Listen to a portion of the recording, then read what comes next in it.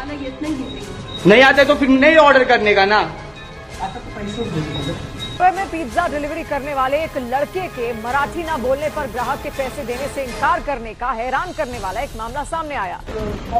थोड़ा डॅमेज होता, तर जेव्हा हा डिलिव्हरी बॉय आला तेव्हा तो बोलला की नाही ऐसा आप नहीं खोल सकते, पण आम्ही त्याचं 799चं पेमेंट ऑलरेडी केलं होतं। माझ्याकडे त्याचं स्क्रीनशॉट आहे आणि मी त्याला फक्त एवढंच बोलली की तुम्ही मराठीत बोला, आम्हाला तुमचं हिंदी ऍक्सेंट समजत नाहीये। जो भी हुआ गलती से वो हमने वायरल नहीं किया है, तो मैंने एक डॉनर्स के ग्रुप में भेजा था, तो वहाँ से मतलब वायरल हो गया तो ऐसा कुछ नहीं हो। मैम ने मेरे को पेमेंट सब किया था, तो कुछ ऐसा गलत फिल्म में मत लोग कुछ भी करो, जो भी वीडियो वायरल कर रहे हैं मत करो प्लीज।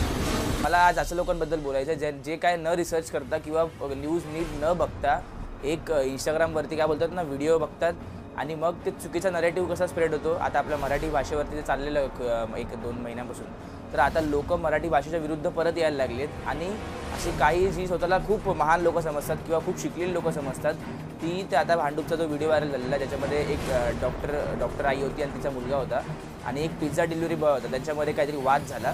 तर त्याच्यात असं दाखवलं गेलं, तो व्हिडिओ मी जेव्हा नीट बघितला तेव्हा मला समजलं की त्यात नक्की काय घडलं आहे। पण एवढी पागल लोक आहेत किंवा एवढी काय बोलतात ना स्वतःला ते शाणी समजतात, पण त्यांनी नीट व्हिडिओ न बघता परत असंच क्लेम केलं की बाबा मराठी माणूस किंवा महाराष्ट्रातली जी लोक आहेत ती मराठीसाठी बळजबरी करतात किंवा दादागिरी करतात, असं त्या व्हिडिओमधून दाखवलं गेलं। तर मी जेव्हा नीट तर रिसर्च केला त्या व्हिडिओ किंवा मी मला 2-3 मित्रांनी माझ्या पाठवलं आणि त्यांना पण तेच वाटलं की बाबा की मराठी लोक परत जबरदस्ती करायला लागली का बळजबरी करायला लागली, असं त्यांना वाटतं बाहेरच्या परप्रांतीय लोकांना। पण मग मी जेव्हा त्यांना बोललो की थांब मला बघू दे ते व्हिडिओ नीट काय चालू त्या व्हिडिओमध्ये ते समजू दे मला, तेव्हा मी जेव्हा न्यूजवरती बघितलं तर तेव्हा मला समजलं की झाला मुद्दा काय होता। ज्यांना नसेल माहिती मी त्यांना सविस्तर सांगतो की नक्की काय झालं। तो पिझ्झा डिलिव्हरी बॉयवाला तिकडे गेलेला आणि तो स्टार्टिंगला हरियाणी लँग्वेजमध्ये बोलला, म्हणजे त्याची जी हरियाणी लँग्वेज होती तिकडचा वाटता होता, तर तो त्या लँग्वेजमध्ये बोलला।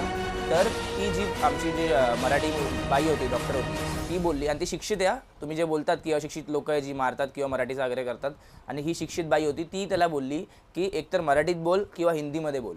तर तो वाटतं त्याच्या डोक्यात ते पहिलेच होतं की मराठीमध्ये बोलणार नाही किंवा काय ते धरून आलेलं तो, तर तो बोलला की नाही बोलूंगा मराठी असं तसं हे ते, परत त्यांनी दादागिरी चालू केली समोरून ना।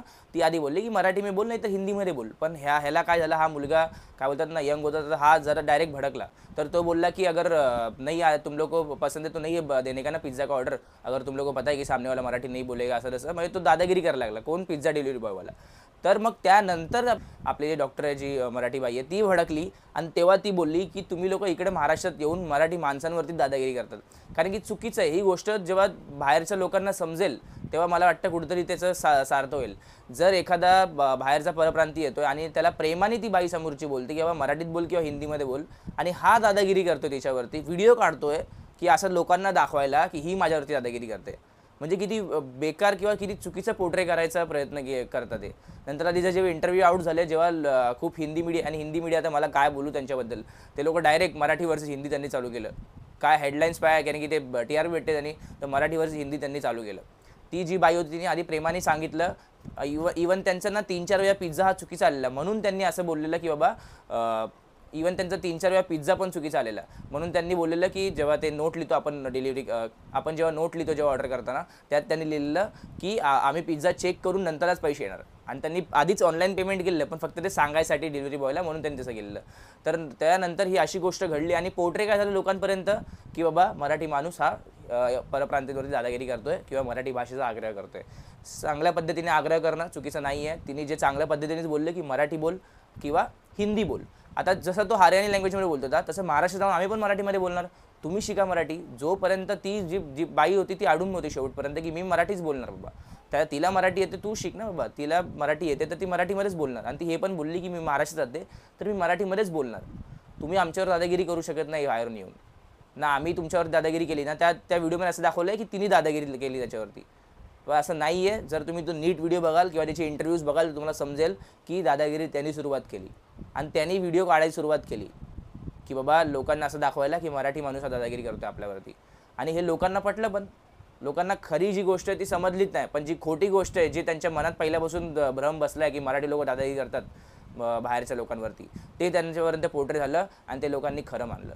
म्हणजे माझे खूप मित्र त्यांना पण असंच वाटलं, तर मला त्यांना सांगायचं की आधी व्हिडिओ नीट बघा, सोशल मीडियावर काय बोलतात ना, डायरेक्ट विश्वास ठेवू नका. सोशल मीडिया किती फेक आहे तुम्हाला पण माहिती आहे. त्यांना फक्त हेडलाईन्स पाहिजे असते. सोशल मीडियाचे जे न्यूज चॅनलवाले आहेत त्यांना फक्त हेडलाईन्स पाहिजे असते, मराठीवर हिंदी, मग त्यांच्या व्ह्यूज भेटतात त्यांना. तर मला त्याला तेवढंच बोलायचं की बाबा आधी जे प्रॉपर सोर्सेस आहे किंवा त्या बाईने जोपर्यंत स्वतःहून ती बोलत नाही तोपर्यंत असं विश्वास ठेवू नका कोणत्यावरती. आधी नीट मागे पुढे बघा की न्यूजच्या काय आहे. जसं मी पण आधी रिसर्च केला आणि त्यानंतर बोललो आहे.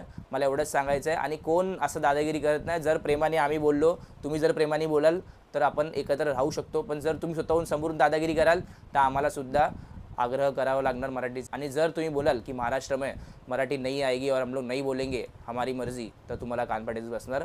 एवढंच सांगतो. जय हिंद, जय महाराष्ट्र.